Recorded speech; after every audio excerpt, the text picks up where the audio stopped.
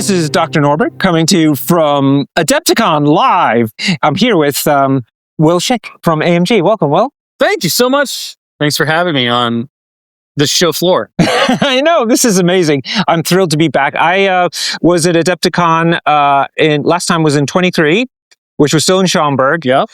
They did one more in Schaumburg. I missed that one, and then I missed the first time they moved here to Milwaukee, and so now here in 26, we're in Milwaukee, and it's been a phenomenal improvement. Much has changed. All for the better. All for the better. Except for the connection is a little bit more of a nuisance now, at least from Europe. Yep. It's not actually that bad, because you can get an express bus from the airport in O'Hare up to here, and into downtown here, which is where the show is. So, but we were talking about the restaurants here, much easier to get into. 100%. You know? Everything, like Schaumburg was good for what it was, but it was very sectioned off, right? It was like you just went to the event hall / hotel, and there was nothing really within walking distance, so you were in anywhere. Yeah. Which was nice because it kept everything focused at the convention hall, but it also was like, I want to go eat somewhere that's not the hotel bar. Yes. Kind of out of luck, right? Yeah. And I love downtown Milwaukee. Like I always really liked this town. And it's kind of fun to be back in the space where Gen Con used to be. I know. This is it's much improved from those days, but it's changed a lot. Yeah. When I was in graduate school, I went to Gen Con for the first time because I was here on a sabbatical during graduate school, and my friends like, "Oh, go to Gen Con." I was like, "Oh my God, that's right, it's here." So we went to it. Yeah, I remember. And but they moved shortly thereafter into Indy. They ran out of space, so they moved to Indianapolis and got the bigger space. And now, Adepticon grew out of its space in Chicago twice, basically. Yes. And now they're here, and they still have some room. Yes. I think they still have a lot of room to expand, but if this year's growth is any indication, it might not be a few more years before they're thinking okay, well, how are we going to expand this? Because the attendees, the events, everything is just been crazy. I mean, our events alone, we more than doubled the Legion attendance. We doubled the Crisis Protocol attendance. Yep. We saw a 40%, 50% increase for Shatterpoint. Just massive growth across all the games. And I know that's been the case for just about every other, studio and game system here. And they've added more stuff. Right. Just a wonderful time. And yet it still kind of feels empty. Yes, agreed. It wasn't crowded. It didn't feel crowded, like oppressive is the word. Yeah. There's, you don't leave the hall and you have the deafness from the roar. You don't have to go with the stream of people. There's always space to move. Yes. Nobody's shoulder to shoulder at the gaming tables. There's actually a little bit of buffer between everything. It's a wonderful experience. It's very weird to be both very busy and very growing, and yet still feel very comfortable. You've summarized it completely. I couldn't agree with you more. And that's credit to Hank and his co-founder. I forget his name now, but they're gamers. Mm-hmm. They had a vision for this, and every year they're looking to make that vision better somehow. You know what I mean? And that's what you get when you have people who are really invested in wanting to succeed. Sure, 100%. For the gamers. I mean, that's ultimately what it's all about. Cool. So I actually was fortunate enough to be able to ask our server, the Across the Bifrost fan base. Okay. What would you like me to ask, kind of a thing? So we have a couple of themes. So many of them matched my own. So I'm just saying these are from the community. I like it. I love community questions. So I think one of the big things is that exciting news about the June updates for character updates coming. And you mentioned in the keynote that there's going to be a lot of them. Yes. I'm suspecting a lot of them are going to be health updates. Is that a fair assessment? Yes. Yeah. The vast majority of them are stamina adjustments to align with what we were talking about during Mini-Strav and during the last character update, when people started being like, why is Nick Fury 7.6 and how is Yondu 7.7? How is this balanced?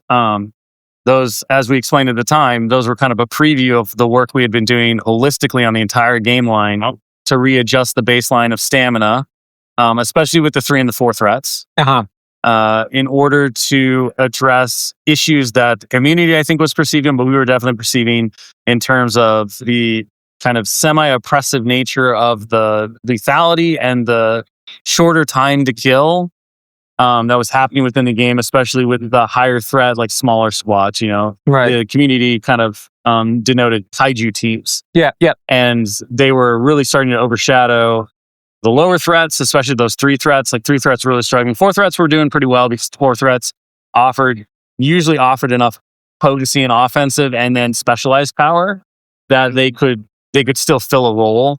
But the 3 threat zone was really getting overshot. Like, taking 3 threats was almost a liability just in terms of how fast they would be eliminated, how risky it was if you put them even slightly out of position, that they wouldn't get to do anything in the game. Right. And when we first started the game design and development originally, we did everything we could to prevent that kind of alpha strike experience from happening. Right? Yeah, That's good. why there's healthy and injured. That's why, the days mechanic works the way it does. That's why we had kind of the priority system work the way it did. And over the course of the length of the last 7 years of the game and players like getting better at it, we changed like our design kind of slowly shifting to meet players into the places that they wanted to go. And then where we had, a vision for like how we could make the game experience more fun, more engaging, more exciting. We ended in a situation where, there was clearly something fundamentally incorrect in the way the game was built. Yeah. And it took us a long time and a lot of discussion to really identify exactly what the core fix would be. It's not that we didn't know kind of what the problem was or the issue was. We could see that pretty clearly. We thought, it was like, how do you fix it? And where that led us, in the end was that our initial baseline for 3 threats and 4 threats in terms of their durability was off. And it had been outpaced by the offensive output of a lot of the things that had been put into the game later. Also, how crises had changed, how player proclivities had changed and things like that, how they engage with the game. And by simply increasing stamina a small amount across the board, and then a little bit more in certain instances, it dramatically changed the entire experience of the game, and it reverted it or brought it back to what the core kind of design and fundamentals were when the game first launched. Yeah. Which is that, alpha strikes are risky now. They can work, but what we were seeing over and over again is if a high threat character dove in on a 3 threat character, they could eliminate that character before the character ever got to do anything. Right. Fairly reliably. There's still a chance the dice would betray you. Sure. But, when you're talking about competitive mindset, is 70-ish plus % chance, it's kind of an automatic. You're going to go for it, right? We really wanted that % chance to be more in the 30 to 40% range. And by kind of adjusting the stamina values just by a little bit, what we found is that kind of swing came back. And so you can still dive on a character with a high threat in the hopes of one-rounding it, but you're taking a significant risk. And when that risk, doesn't pay off, you're now staring at a character that's sitting on 1 health, whereas before it would have been dazed. Right. It now has 5 power, in addition to any power it had. Right. So it's going to be able to clap back.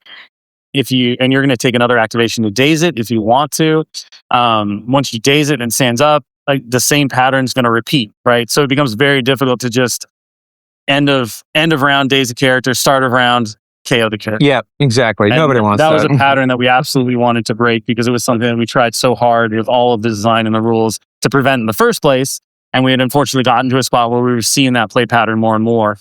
And we spent a lot of time and energy and effort in doing that. And this June update is effectively the whole reset of the stamina kind of baseline. Yeah.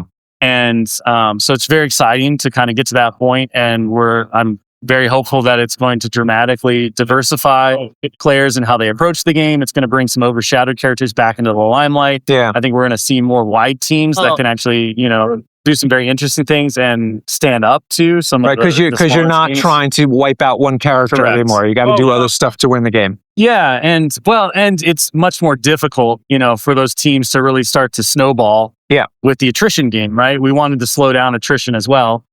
So all of these things, plus the new source extracts and things like that, kind of push it in a different direction. Wide teams can really excel at those. Because once you grab the extract, you're gonna lose it in some way at the end of the round. So being wide means you can have one guy go in, grab it, do something else. Then you can have a follow-up guy run in when it respawns.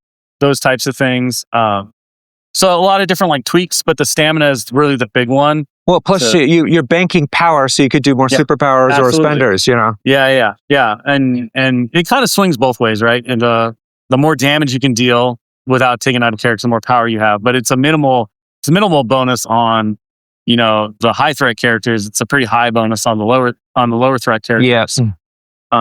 So that's a lot of the adjustment. There is quite a few character rebalances Okay. up and down as well. We mentioned some of those in the keynote, including Apocalypse, Shang-Chi. They're both getting some slight tweaks down because they're breaking the upwards curve a little bit. But characters like Hulkbuster and She-Hulk are getting balances up to make them a bit more viable. War Machine, I think, is another one that's in there. Mr. Sinister is in there. Great. A lot of the ones we've been talking about for a while, they just kind of because we were going through this process, we wound up in a situation where I was like, let's just do it all together. Yeah. And kind of have this big batch update. Which one are you most excited about? That's one of the questions. Which one am I most excited about? More than just a stamina change. But No. I am super excited to watch. I don't know. I was going to think of the 3-threat really quick. Ant-Man. I was really excited to watch Ant-Man go from 6'5" to 6'6". Okay. No, I mean, one of the ones that I'm pretty excited for people to get their hands on is Hulkbuster. It's an amazing miniature. Me too. Super It cool is character. a rockin' miniature. Super cool character, and he came out to a lot of excitement, but he's never quite found a niche outside of the really zany thing that was happening this weekend where he's in convocation. Okay, yes. And he gets to bump around with his gigantic base. Yeah. But that's not it's great when a character can find a splash zone like that, even when they're underutilized. But we really want people to be able to feel confident bringing him into their Avengers and to their other squads as well. Yeah. That are more thematic and narrative for him. And so his rework was really fun, and I think people will be pretty excited about it. We did a lot of trial and error things with him. Like, we lowered his threat. We're just like, what happens if you just take this character and lower him to threat 5? Well, that was too good. So I had to do some other things and tweak him out. But it was one of my all-time favorite miniatures from the line, and it was so much fun to work on him in the first place. Sure. That it's very cool to be able to go back to him and try to give him a lift so that you see him a bit more. She-Hulk's another one of my favorite characters, and we have Sensational She-Hulk coming out, so I'm kind of getting double dipped on She-Hulk this year, which is really cool. Mm-hmm. But the OG She-Hulk, she's getting an injured side, so her entire kind of play experience is going to be pretty different, and being able to go healthy to injured and have that the protection of the dazed flip really changes how her evaluation on the tabletop works. It changes her value as a leader. Makes her much harder to just one-shot her and remove her off the table, obviously, because you can't just soak damage into her and have her go. So she gets to brawl a bit better. Yeah. And that change was kind of based off of the work we did on Red Hulk, because we were working on Red Hulk, who was also a very aggressive center line brawler. And he was really not as control-y as original Hulk. No. Red Hulk is all about punching in the face and incinerating the area around him with fire, rage fire. But he was really struggling in playtest to kind of do that, and to really excel as a brawler, as a frontliner. And we have, through trial and error and a lot of discussions, we kind of identified that, the ability, the Hulk identity of just having a lot of stamina and no injured side was holding him back. And so we kind of made the decision, all right, well, if it's just not working, there's no reason to stick with it. So let's give him an injured side. And it really worked. It worked very, very well. And all of a sudden he started to really sing. And so when we were talking about She-Hulk, I was like, well, we already know the solution here. It's, it's give her an injured side. Right. And so she's getting one of those too. And it was really a joy to kind of see how that changed her, and then you get to work on it and all that stuff. Yeah. Those are probably my top two that I can think of. Mega Red has an adjustment that I think is pretty exciting for players. It's not huge, but it does make some pretty good differences in his viability and where he can fit. So there are a lot of characters I think that are overall getting small lifts, and there are a few characters that are getting some small debuffs to bring everything more in line, along with the reset of the stamina. It sounds amazing. I'm going to go on a quick tangent. Have you guys ever experimented with larger bases than you currently have in the game? You could say it's experiment. That's all. Yes, we have. I mean, we have talked about it. We have talked about what a 100 mil base does. How would that function? Yeah. What would that mean for the game? Yeah. How does that affect movements? Yes, and exactly. Placement on the table, because obviously 65s are usually pretty safe to fit in a lot of spots, but you get to that 100, and with everything being range 2 apart, if you're setting up tables according to the rules, and that range 2 is picked specifically because it allows for the larger bases, flexibility of movement placement. How does that change things? And so that's really the farthest we've gotten with the experimentation, is just discussing, like, if we were to do it, how much does it break? Right? Like, how many problems would we have to solve with it? And would it be worth it? And thus far, we haven't really wound up in a situation where we've had to go further than kind of like a thought experiment, because most characters will always fit on a 65. Sure. Yeah, we've seen some very chunky ones here at the show. There are some pretty big ones. Like Onslaught was certainly one of the ones initially when we were working on them before we scaled them that was like, well, maybe it's going to be 100 mil base, and does that work? And so, we had that discussion. Had a couple discussions about random characters that are like really big. Some of the larger like deities or monsters or dimensional creatures from Marvel. Like, well, if we ever did that, it's not going to fit on a 65. So could it fit on 100? What does that mean? How does that change things? Fun. With all these card changes coming up, people were wondering if there's going to be an offering to that you're going to print a card pack out. That's always so physical cards are always a tough one. There's a lot of considerations that go into it. The first being, obviously, do you have enough cards to make a viable product, right? And then when you say, well, this is like a 200 plus card pack, you go, is that too many cards to make a viable product? The other thing that, is challenging is the manufacturing timeline. So we want to get this balance update out as soon as possible. The reality is that it only got finished at the start of the year, right? And that's kind of when we locked it. And then it went into layout and graphic design. It has to go through Marvel, editing, proofing, all that stuff. And so the June date is realistically kind of set based on our expectations for all of those steps to be done. If we were to do a physical card pack, then it would be 12 months from that June date when we handed over files that we could do a card pack. 12 months, you said? 12 months. It's about 12 months for all the manufacturing, with shipping, right? Yeah, shipping so then it's like, is it worth it? Yeah. And so, the challenge has been, unfortunately, and this is the thing that we've struggled with, that we can either not do updates that we feel are very important to the game health and wait for the physical card pack. We can release them early as a print and play and then be like, you'll get your physical card pack in a year, knowing that in a year we're going to have changes. Yeah, exactly. Right? Sure. And with this pack being this big and covering this many characters, it's highly likely that some of those things will have some bump up or down. Or want to make some adjustment to them. In a smaller balance adjustment, maybe it wouldn't be as big of a deal. Totally. Because you'd be like, well, it's unlikely we're going to go back and touch these characters that we just did again. So maybe we're safe for 12 months, but they're going to come out. And then, of course, there's the problem that, that card pack with everything in it, even if nothing changed in 12 months by the time it hits shelves, it's not going to be very cheap. Yeah. Right? Sure. And how many players need all 250 cards? Yeah. There are probably very few out there who have everything and need to update every card. But if you do, I love you and thank you so much for all of your great support. But I think, most players, they pick and choose their favorites. They choose a couple of affiliations, or they dabble in other splashes or whatever. And so getting the full shebang of 250 cards for every character or whatever the number ones being, that's like way too many. You're going to wind up with a bunch of these, like, I don't need these, or, these aren't characters I want. And so the value proposition is really difficult to try to... Honestly, print-on-demand services are really good these days, too. We just do that in London. We just make the cards at once. And so right now, right, we are aggressively pursuing options to be able to solve some of these issues, right? Print-on-demand is potentially one of them, but that comes with the complications of, the licensing agreements and stuff, right? We can't sub-license Marvel's IP. Right. And that's really what print on demand is, unless we own the print on demand. We don't have a print on demand factory. So, there's a lot of nuances to it that, where something like looks really easy, and then you start the project and you're like, oh no, there's a lot of things that I didn't expect, I didn't know about, I didn't consider.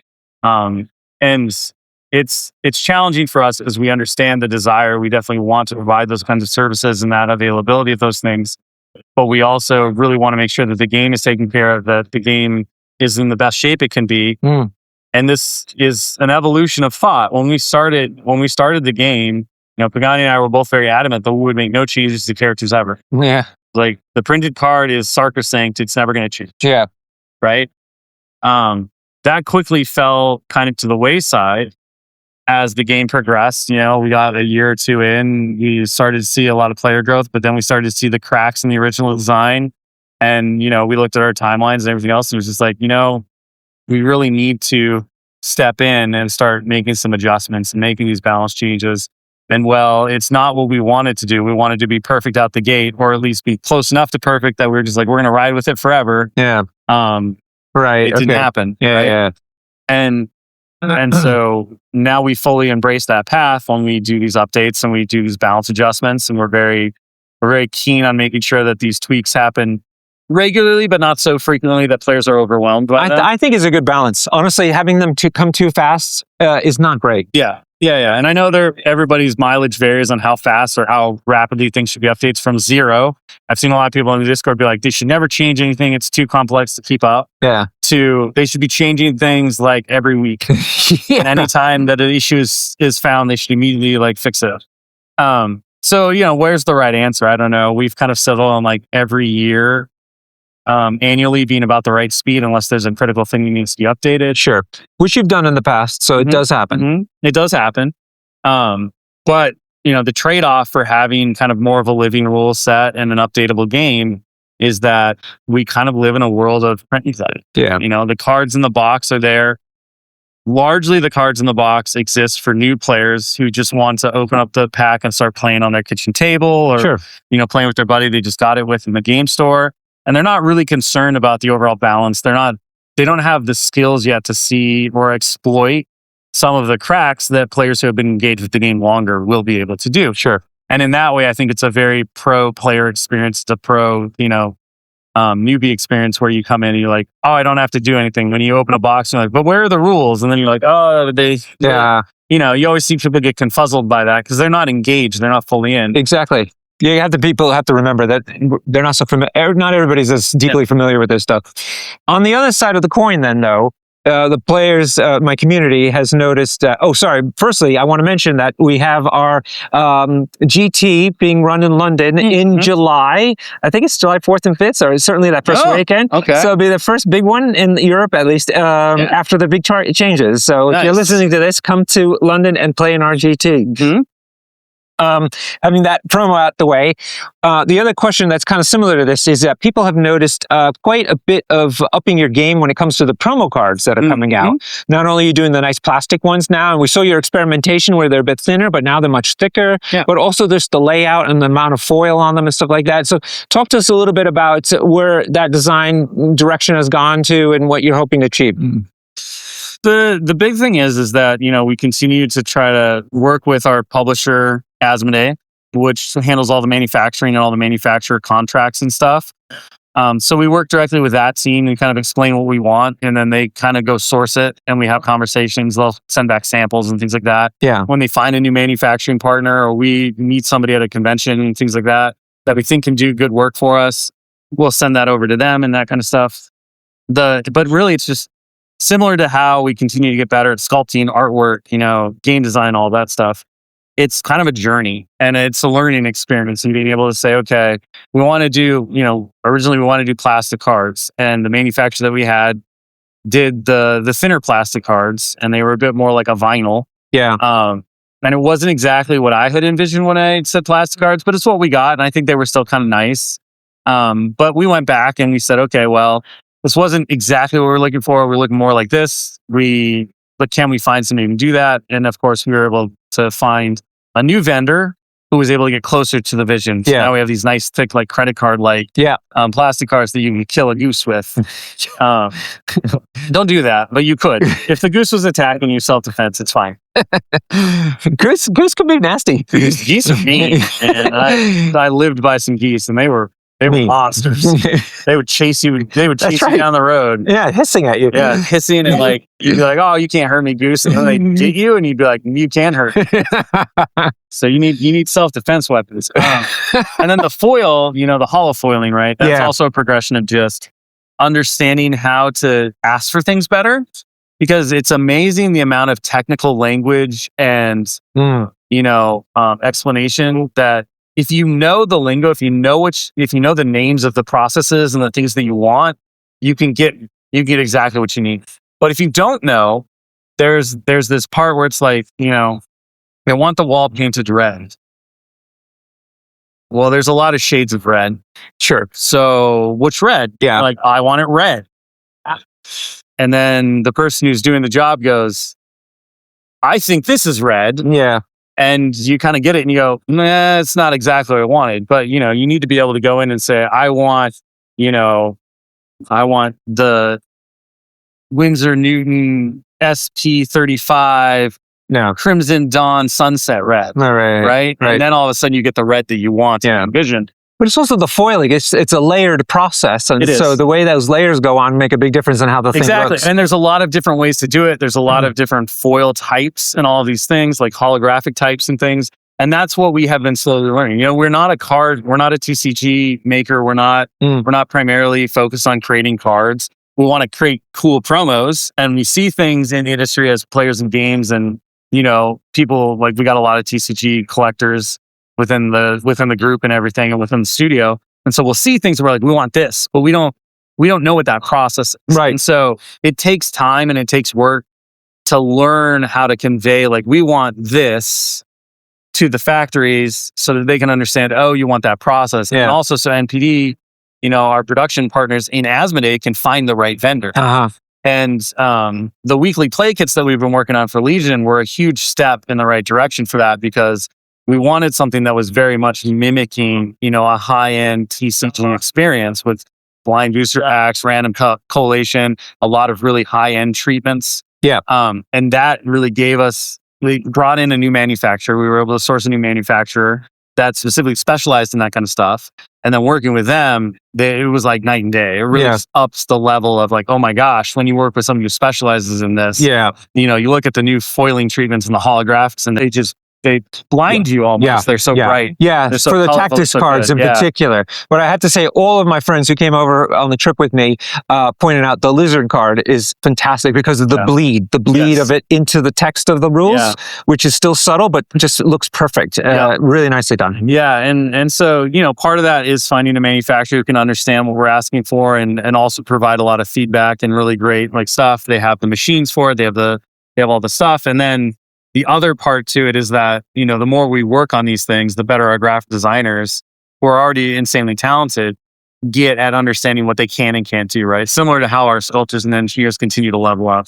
The more we work on weird and wild things, the more tricks and tools in their box they have to be able to pull this stuff. Yeah, for sure. So it is really iterative, and it's really exciting to be able to continue to press kind of like overall. And I'm really excited with the reception of the weekly play kits for Legion and how well that has been received by both retailers and players. That I believe we're going to have the opportunity to do the same for the Marvel Crisis Protocol. Nice. Right. And so which year? This year or next? Next year. Okay. With all the manufacturing timelines, by the time we started, we'd probably be looking at around this time next year. But we've already done some pre-work on that. We've gotten some unique art from some artists and everything. So, like, we had the foundation set. We were just kind of waiting to make sure that everything was in line, that the test case was kind of good to go, and now we can move forward on that. So hopefully by this time or a little later next year, we're going to be able to start talking and showing off, like, those weekly play kits for Marvel Crisis Protocol next. Yeah, great. And that'll be really exciting and great too. Also, Patrick Brown continues to kill it. He is an amazing artist. Seriously. He's a machine. Like, he does so many character pieces for Josh. I don't even know how they pull it off. Yeah. He is as fundamental to the new design and look of Marvel Crisis Protocol as any of our sculptors, any of our engineers, any of our painters. It's been phenomenal, and he's just a cool dude. Yeah, lovely guy. We interviewed him for the show, and it was fantastic. Really chill and really genuine person. Yeah. He's amazing. Somebody asked earlier on one of the interviews if, like, there was ever any chance we would be able to get Patrick Brown to come out and do, like, an autograph artist signing at this show. And I was like, well, that's a cool idea. I can ask, we can look at it. It's pretty fun. But he's far away. He is far away. He's far away. But I bet he'd be game, maybe. Oh, for sure. All right, let's switch to another topic, which is exciting, which is the new Crisis Pack coming out. Tell us a bit about the design philosophy for this one, because you said each of the packs now will have some sort of theme to them, but also not only the, let's say, the story type theme of it, but also maybe also the mechanical theme of it. The big one for this, well, there's two actually.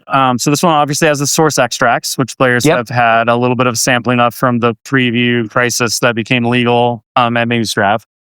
And that one was a big push because way back when, if you played the game early on, you'll remember a Crisis card called Wakandan Herbs. Oh my goodness! Yes. And that was developed and designed in a similar vein. The idea being that it's if you're an American Gladiators fan, which you should be. If you're not, you can watch all of them for free on Prime now. It's the most amazing time to be alive because it's my favorite show of all time. They had this game called Powerball where contestants would have to grab a ball and then they would have to run and try to dump it in a bucket while a bunch of like super strong American Gladiators tried to tackle them before they could do so. And Wakandan Herbs is basically Powerball. Like you grab the ball and you're trying to go deliver it to the bucket, right? So it's a very weird extract. And I always loved the theme of it, but obviously the implementation of it did not work. Right. And as we were kind of talking about what we wanted out of the next set of crises and the fact that they were Operation Zero Tolerance and stuff, I challenged the devs basically by saying, I want Wakandan Herbs back. I want extracts that you grab and then they respawn. Because I just think that's a really cool design space. And I've played other games where like the missions have worked well enough, but it just changes the way in which you interact with things as a player. It keeps the board state dynamic. It does. And it doesn't. And one of the things that it kind of cheekily solves is it solves I'm going to grab an extract and run into the corner. For sure. The second you get to a certain point, like the extract disappears and you got to run back and get it. So it does just force this intriguing kind of like player dance of things. And to me, I was like, I'm positive we can do this. So, I talked to Ben a lot about kind of my ideas for it. He did some really great initial development like work on it. And then, the rest of the team and the playtesters really like hammered it home and got it to be working. And then the other element, because Operation Zero Tolerance is all about, Bastion and his Sentinels like kidnapping and imprisoning mutants and like trying to, remove the mutant threat. Yeah. In my head, I was like, there's going to be a couple of prison break scenarios. There's going to be a couple of scenarios where like directional beams from like secures would be really cool. And we had already done that a little bit in the Ultimate Encounter with Spider-Man, where he has to set up his cameras. And then there's the Spider-Man the tactics card that does a similar thing where you like set up the camera. It's got a directional area and you have to do things within the direction to get the benefits. Right. So I knew that those concepts worked, right? That we had those concepts in the game before. And so effectively I was like, yeah, Ben, like we want spotlight. So in the prison break scenario, like you want to get the beam of the spotlight and that does something in addition to scoring you points. And that was kind of the initial discussion. And then what happened is we went through and he started to iterate on that and created some different designs.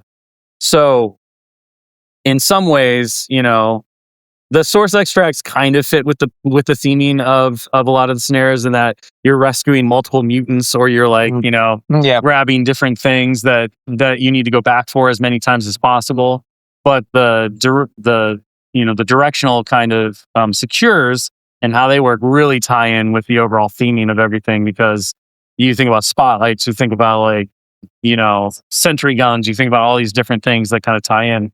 So it sounds like the fictional theme drove the design philosophy of the mechanics. We try to do that as much as possible, right? Yeah. Like, as we talk about all the time, everything we do is always theme first, and then we build from there. And if you do it that way, then whatever rules you come up with are always guaranteed to feel and like they fit the overall narrative or the story that's being told on the tabletop or the character that's being designed for. Yeah. So we often try to like, the way in which those crisis packs are developed is I will kind of go through, we'll pick a story arc from Marvel that we want to kind of cover or homage to. Then I'll do my research by reading the whole arc again. Not too bad of a day to spend. Yeah. So I'll basically do all the research on the arc and I'll read through it and I will identify 5 major beats. So I try to pull out the 5 major points in the story that they might not be the narrative beats that are the most important, but they are the action beats, if you will, the things that would translate into Crisis Protocol. Because, for instance, a big verbal confrontation is not really going to translate into the game, right? Right. So we need things like, okay, the initial conflict happens, then this happens, right? Right. Mission 1, Operation Zero Tolerance. Bastion unleashes the Sentinels upon the public. Yeah. And starts hunting mutants. Great, that's 1. Mission 5, the X-Men finally confront Bastion in his lair. Yeah. And they have to deactivate his Sentinel program. Yeah. That kind of thing. So you pick those 5 beats, and then that kind of gives you. And then what I do is I try from the design brief, based on those beats, I say, okay, I think here's some ideas for how the extract works. Here's some ideas for how the secure works. Just to give some general sentiment. I'm like, like with War of Kings, right? It was like the wedding crash scenario. So you have wedding guests that are doing this thing, like they should be wedding guests, and you're trying to abduct them or save them or whatever. Yeah. And they'll likely have an effect like Wilson Fisk, Mayor Fisk like secures witnesses. Secures in air quotes. Yeah. And then you'll have like, present grab or something. And like, if you stand around the presents, maybe you'll get like these weapons or something, or like teleport homers so that the Kree who are invading and trying to kidnap everybody can do it, that kind of stuff. So just general ideas. And then the developers really run with those things and they craft them into like real rules. How much though does like, I don't just use shapes as the only example of this, but the point is like, okay, let me say it differently. The crisis back could be like lots of centralized scenarios and a lot of fighting. Like, do you have to balance the fiction that you just talked about around also having a variety of things so that it's not always kind of the same? 100%. I think the biggest part of development of those things is Ben has kind of like this massive master spreadsheet of all the different apps, all the different layouts. Yeah. And then what we try to do is we look at things and we say, okay, are there new layouts we want to try? Sorry, people who like marked mats. It's never going to work out for you. You should just stop. Just stop now. You're only going to hurt yourself. I hate to say it. You're only going to hurt yourself. Yeah. Because the maps in this next one are all kind of unique. The maps in the next one are super unique. Oh, wow. Just, Yeah. Give it up. Eventually, you're just going to have a battle mat that's nothing but points, and it's not going to be any clearer. I hate to say it. So how the mat lays out, that is not really influenced by the theme of the mission. That is very much a true, like, the developer looks at it, they say, okay, we want to have this many points, this is how they'll score, and these are the other maps we've made. We want to try this weird map shape, or we want to try this distribution of points to see if we can encourage X, Y, or Z playstyle. Okay. But within that, you want to have a number of different playstyles represented, right? Yeah, you have like, you can have a spread out map, which is supposed to incentivize Y teams. You can have a centralized map, which is ideally going to incentivize attrition or brawly teams. Right. You can try to like push the difference and swap things up. Ben has a lot of really clever and sneaky ways to try to influence the way players engage with the scenario that will allow players to play to different play types or styles. Yeah. And this goes back to why the mission setup changes, the turn 0 stuff happened last big update. Yeah. Is that we want to provide enough options that players can have reliability in their crisis selection, but that they can't have guarantees.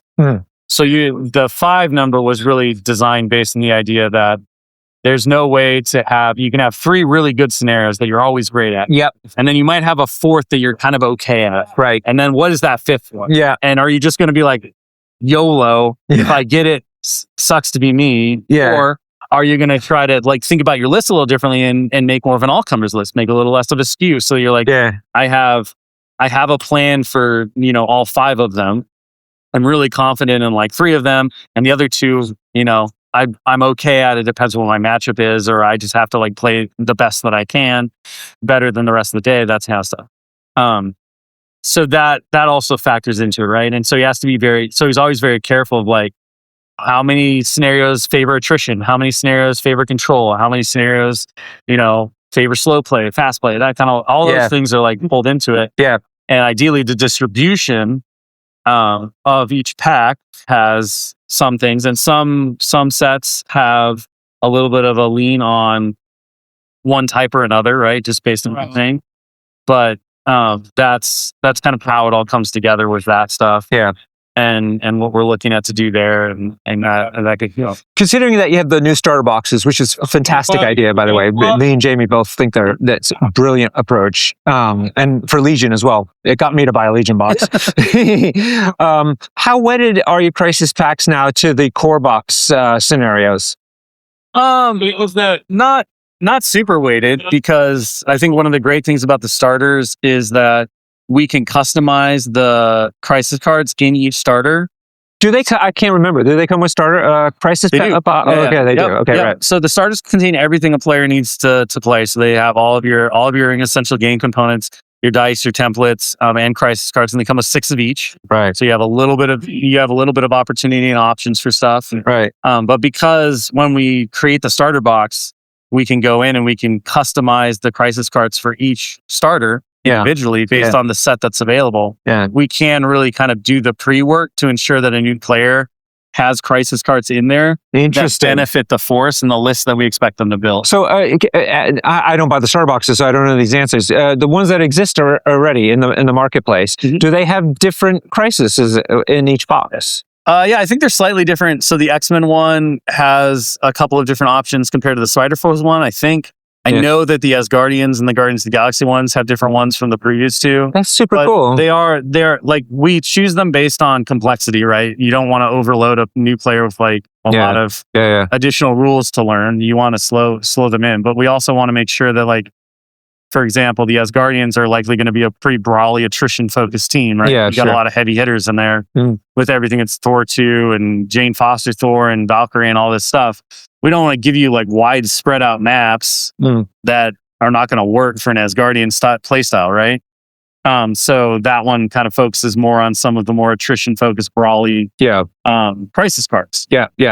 So the idea is that you out in the wild will be starter boxes with a tailored set of crisis cards for that pack, but then also this thematic pack that comes out once a year as well on top of it. Yeah. And so like all the crisis card packs, they're going to remain available. So players can have the full collection. And the goal is that if you're playing a standard game of Crisis Protocol, you can make your crisis selections from any of the crisis cards that exist. They're all viable. Right. None of them, just because they don't appear on the Challenger rotation. Yeah. It has nothing to do with the fact that these are all balanced for play. They're all great scenarios and they're all great crises for players to enjoy and engage with. For tournaments, specifically, because that is a very different game mode. It's not the standard game experience. Yep. We have to curate it a bit more. Because the way in which a player approaches that Challenger document and that Challenger event is very different from the way in which we would approach a pickup game in a game store. Yep. And one of the things that we do is, therefore, we limit or restrict the number of crises that players can choose from. And we use that restricted list in order to incentivize certain play styles or decentivize other play styles. Yep. And create a fresh new season of play that challenges players who want to play heavily competitive to kind of adapt and respond to it. And what that does is it increases diversity, increases the enjoyment of players because they get to think about things. It should kind of move metas in certain ways that we think is healthy, while still allowing the base game to be, that exciting narrative, whatever players wants to come to and do, they can. It allows us as developers to create scenarios that are a little bit more experimental. Yeah. Like some crisis cards are perfectly fine and acceptable in a pickup game setting or a standard game setting, but they could be dangerous in a competitive setting where players are more focused on finding efficiencies and min-maxing and gaining, things. And there's no negative connotation with the word gaming, right? It's a game, literally what you're supposed to do. But the level at which that becomes the focus is different based on how you're choosing to experience the situation, right? Yeah, absolutely. You come to Worlds and you should probably expect that the vast number of your opponents are looking for every kind of advantage they can get. Right. Based on crisis composition, based on the current rules, based on their characters, based on whatever else. Right. When you show up to a game game store, you're playing with your friend at the kitchen table, your experience is probably just based on like, we're going to play a fun game. We're going to have a good time. You just read a comic book and you want to play the same team. You want to play the same team. Like you want to live out a narrative experience. Yeah, exactly. All of that stuff. And also, a big core critical component between why I say the standard experience is not the tournament experience is because the rules packet for those tournaments has things that are not found in the core rule. You have timed rounds, you have like cuts and pairings and tiebreakers and all these different things. None of that actually exists in the real game. Game as designed. And the game that we designed for. Now, obviously, we want the competitive cycle to be healthy and to be engaging and good because it's a holistic view of the game. But I think a lot of players sometimes fall into the trap of being like, well, the competitive play is the real way to play. And it's not. If it was, it would be in the core rule book. And it's not in the core rule. So with the Challenger set of crises, though, are you limited to? Are you going to limit yourselves to what's in the thematic pack, or do you splash in from outside of the thematic pack? So the rotation for the Challenger document is foundationally there are always going to be whatever the new crisis card pack is. You're going to see, like three minimum, probably 3 of each type drawn from that pack. But from there, it's filled out with any other crisis card that is in existence. And so the goal here is that, you're always going to get kind of a foundation of the new stuff and the new flavor of things, but then it's going to be supplemented by everything that came before. And what Ben and the development team do, along with talking to playtesters and tournament organizers and stuff, is they say, okay, what do we want this season to be like? For instance, the very first Challenger crisis rotation removed maps entirely. Was like, we're tired of these. We want to see how the game functions without them. Get rid of them. And that forced players to adapt and change kind of how their approach to how they were building lists and doing all this stuff. And that is the point of that type of, I think, competitive document. Is to say, okay, you want to flex your skills. You want to prove that you really understand the game and that you can compete at a high level. You don't get to do so with all the tools in the toolbox. You have to be able to prove that you can think your way through challenges and problems that are presented to you by the format and the season. And so, E-maps were gone in the first rotation. There might be an E-map in the second rotation, right? We can do things like, we're going to kind of weight the crisis selection towards wide teams here. We're going to weight the selection towards attrition teams here. And we can just keep the experience kind of fresh, keep players engaged, ensure that every season feels different and is asking different questions. So the key point, though, I have is that like there's a sense that you're always going to include the two-person core box crises in there so that people can play that, and that doesn't feel like what you're telling me. Not always. So there's a reason why the Challenger crisis cards are always available as print play. Right, and that's because we want everybody to be able to have those cards if they want to go to a tournament, and that will happen every season. If you want to play outside of a tournament, that's obviously where anything in your crisis selection is going to be a thing that you can do. So those 6 cards, because they're going to be different per starter box, they're different in the core box, they're going to be drawn from different places. They're not always going to be represented in a Challenger doc. The Challenger doc doesn't look at those products. Fantastic. There might be some overlap, but okay. So because people will be like, all right, these 3 are in the core box to secures, let's say 3 secures, so we're going to see those, and then it's whatever flavor you're going to add to that. It's not the case, which is exciting. Okay, fantastic. The place that you always look to be like those foundation is the new narrative crisis card pack. Sure. So like Operation Zero Tolerance is going to have 3 or 4 cards featured in that Challenger crisis rotation, because we want that to kind of that sets the tone. The crisis card pack for the year sets the tone for the Challenger season, but obviously it needs more than that, so it brings some other things. Okay. But the starter boxes and everything, if you want to take those contents and play in a Challenger, then just download the print and play document. You have all the crisis cards. And they should work fine with, you're going to have to make some decisions and choose some. Or you can go and pick up all the crisis card packs, which why wouldn't you? Because it's more options to play and it's very exciting. It's up to you as the player, but the crisis cards that are in those starter boxes are chosen because the assumption is that most players will engage with the game in a normal, non-editive setting, a non-challenger That's setting. right. Yep. For a large portion of time before they decide to go in that direction. Yep. But if they decide to go in that direction right away, great. Those cards are all available for anybody who wants to go in it.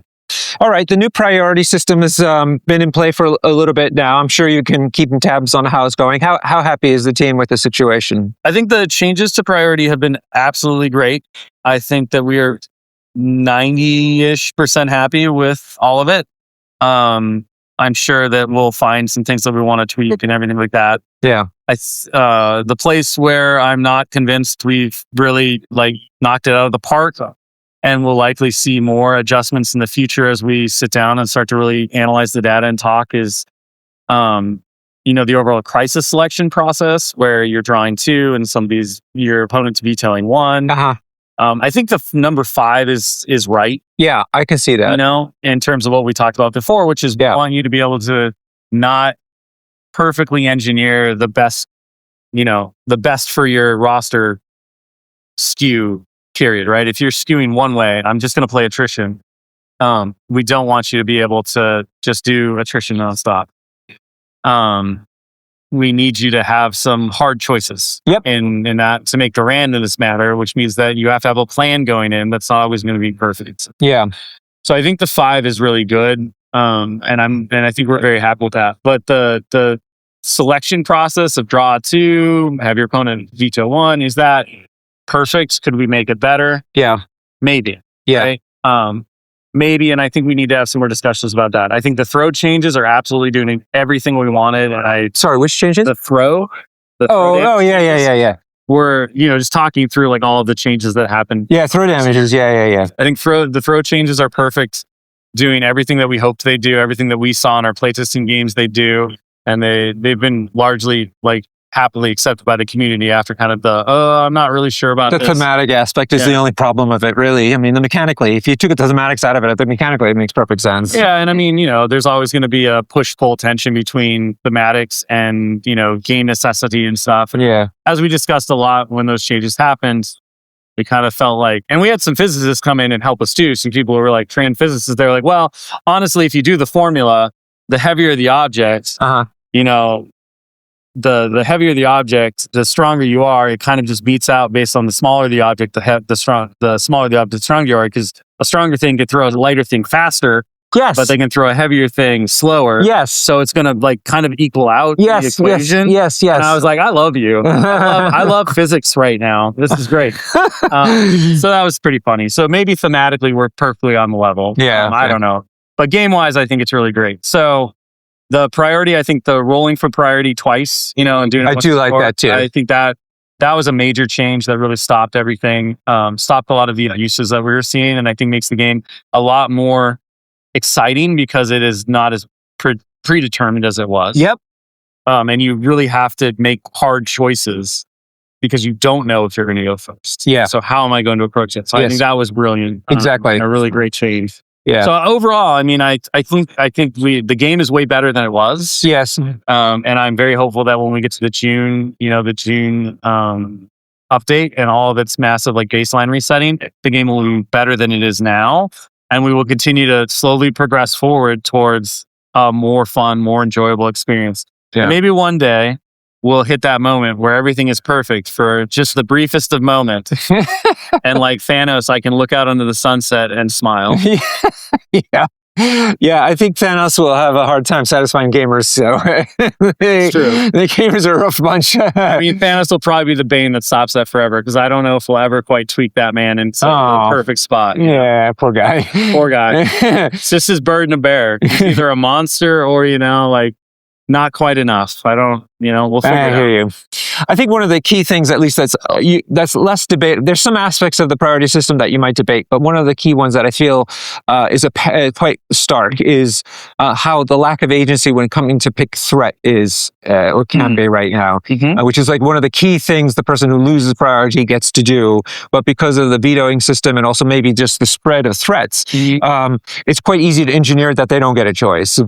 Yep. And I think that, again, that kind of comes back to the crisis selection, right? And I think that is a part of it for sure. I also think, one of the things that players are going to see as we move forward sort of with this Operation Zero Tolerance pack, but definitely the next pack is that we are starting to really diversify the range of threat, not down, but up. And so I heard there's rumors maybe going up to 22. I mean, that is certainly a thing that may or may not be happening. That cannot be confirmed at this time. Okay. But you've learned that going below 16 doesn't seem to work. No, I think it engenders a play style and a skew that is not particularly fun for anybody. Yeah. Except the person who's exploiting it. Yeah. You know? And really where we are now with the game and the changes that we made and those types of things, I think going bigger, allowing a bit more room for threat, especially with the diverse nature of the characters and the threat values that we have, with more threat 7s, a couple of threat 8s, a lot of threat 6s, right? What we really determined was like, okay, well, if we have like a 22 or maybe a 26, who knows? What does that really change, given that we're seeing players, take a lot of players are focused on, like, we're going to focus our list around a 6 threat. Yeah. So now it starts to really create some interesting roster decisions where you're looking at the spread of things and you're saying, okay, well, maybe I want to take, a wider spread of threats, or maybe I want to take 2 kind of primary bigger threats. So if I hit that 20, if I hit that 21, if I hit that 22, wwhatever those numbers wind up being, now all of a sudden, I have more space to do that, but I can build a team. Or you take those, those 3-person super hitter teams and you add a couple of 3 threats to it. Yeah. And now they're facing a big wide team. How does that work? I think it's the next kind of little progression of the game, but we have the range of characters and options and opportunities for players that it works. Whereas before, those higher threats they felt really restrictive and predictive. Yeah. If you think like 3 years ago, how are you going to hit a 21 threat level? A lot of rosters or lists start to be the same, or players just can't do it. Right. Interesting. Is there any concern about the game length getting too long, though? So I think that's something to watch. I don't think so, based on, like kind of our analysis and stuff, because realistically, again, there are so many more high-level threats that you're not talking about more miniatures, right? The game length is about number of things you have to do. Yep. And so if you're going, if you're saying, well, currently I play with, 3 big guys, and then a normal team expectation is kind of 5. If our baseline is 5, going to 21 or 22 means that you're going to like the normal baseline, and then the team that's playing a little bit wider might have 2 extra activations, or depending, right? Like maybe some crazy person out there tries to play with all the 2s. Yeah. But that's always been a consideration. Sure. It hasn't come up really. People have tried it. It hasn't really. I don't think it really works. Yeah. But I don't think the time really winds up. We haven't seen the time necessarily being a problem, because it doesn't really change. It adds 1 activation here or there. But what we're seeing is because of the weight of spread, and maybe this will change when 3 threats become a little bit more reliable. Yeah. But and we've been playing with those changes for a year and a half now. Even in that case, like the amount of change that those higher threats have done, it really just opens up the ability to add like 1 more character to your 4-man roster, or 1 more character or 2 more characters to like your 5-person roster if you're playing really lean. But I don't think those are really the optimal plays that we've seen. So I didn't see that. Realistically, we're still within that baseline of anywhere from 3 to 6 activations per session. Okay. That's great. I would love that, because I agree. I'd like to see some of the bigger characters and have that flexibility. All right, we're running out of time, so let me wrap up really quickly about the connection between alliances with the MCP game. I mean, is it simplistic to say that basically if you wanted to, you can use the scopes in a normal MCP game, and that's the extent of it, or is there more of a deeper connection? No, I mean, from a simple, like, what is the real connection between the games that matters to a player? Like what components cross over? Yeah. The hero miniatures and the villain miniature in them obviously have their analogs or alternate sculpts for characters that exist in Marvel Crisis Protocol. Okay. On a deeper level, the games share a lot of shared DNA. The combat system, the power system, Sure. how the card reads, how superpowers work, how super attacks work, all that stuff. Yeah, the card design even looks similar. Yeah. So the idea being is that Alliances is a bridge. And the reason I say it's a bridge is that it is meant to bridge the tabletop battle game to the board game wider tabletop community. Yep. And the idea is that this is a very self-contained, like normal board game experience, but that also presents people with these amazing press fit, high quality, hard plastic miniatures that they're going to get to learn how to assemble and have fun building, and then they're going to play these games. And that game is going to give them everything they need to know to be competent with the foundational structures of the tabletop battle game. Sure. And, they're going to get the little character stack cards in the box for those characters that cross over. And there's going to be a little blurb in the rulebook that says, and if you want to explore more of the Marvel Crisis Protocol universe, you can play the tabletop battle game. Yeah. This is what these cards are for. Go download the rules here. Find out more. Yep. But even if players never do that, I call it a bridge because it's not a one-way street. Like, our goal is not just to use this game to take people from the tabletop, zone of influence that aren't miniatures gamers and make them miniatures gamers.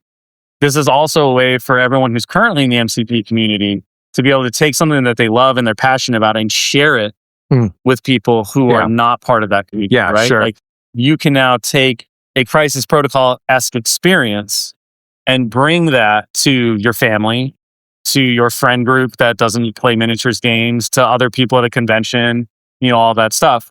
So it really connects these two worlds. And just like a good bridge, it allows people to go both ways. Yeah. Right? So you, as the tabletop miniatures gamer, maybe you don't have the time anymore to play as much Crisis Protocol as you want. You got the kids. And you got the kids and you got all this stuff. You got responsibilities but you still want to have a similar experience. You still want to be connected to the universe. Now you can cross the bridge, go to the tabletop game, play for 2 hours, with your friends, family, whatever. Play by yourself. It's a great solo experience as well. It feels like running, kind of in a lot of ways, it feels like running a Crisis Protocol team against an AI opponent. And so you can go do that, right? And then when you're ready or when you have time, you can cross back over the bridge. And then maybe people who are in tabletop, never thought they would be miniatures gamers or whatever, find this game, really love it, realize that there's more value that they can get out of the contents of it. And they come across the bridge and they're like, what is this tabletop miniatures game world I've heard so much about? Oh, I've already assembled these miniatures, so assembling these miniatures doesn't seem that scary. Interesting. Oh, I really love this game. And so we know from, just watching people that when people get really attached to a board game, they'll paint the miniatures in it. They'll paint the figures in it, right? Yeah. And so if they take that opportunity here because they see, oh, you can really paint these, that would look really cool. We play this game all the time. That'd be really neat. Now that instead of painting PVC or like resin cast, miniatures with questionable detail, they're going to get a full on hard plastic. Yeah. Some of the best miniatures I think our studio has ever made. Yeah. They look great. Out. Yeah, they look really good. And they're going to get to try their hand at painting that. And now that's going to demystify everything. Yeah, sure. And so when they come over, they're going to be like, oh, I can do that. I can do that. And they're going to be like, well, why don't we play this game? And it'd be like, so you gain power. You're like, I know how to do that. And you roll these dice. Oh, I know what those symbols mean. Yeah. And you go to your injured side and you're like, I understand what that means. This is so interesting. This is like when I was growing up a long time ago, basic D&D and advanced D&D. Yeah, similar. Very similar kind of connections. Because I remember my friend would play basic and then he came to join our group play advanced. And he's like saying a few things that were a little off, but more or less it was fit right in. I mean, it's just a little.